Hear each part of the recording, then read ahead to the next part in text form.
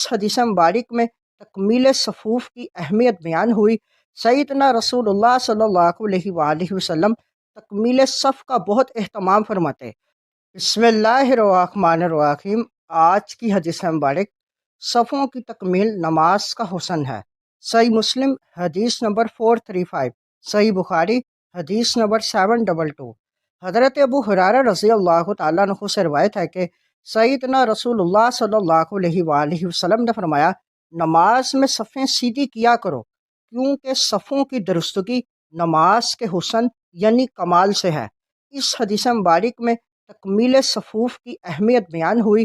سیدنا رسول اللہ صلی اللہ علیہ وآلہ وسلم تکمیل صف کا بہت اہتمام فرماتے اور اس میں کہیں خالی جگہ چھوڑنے کو سخت ناپسند فرماتے، لہذا بعد جماعت نماز شروع کرنے سے پہلے صفوں کو سیدھا مکمل کر کے اور ساتھ مل کر کھڑے ہونا واجب ہے۔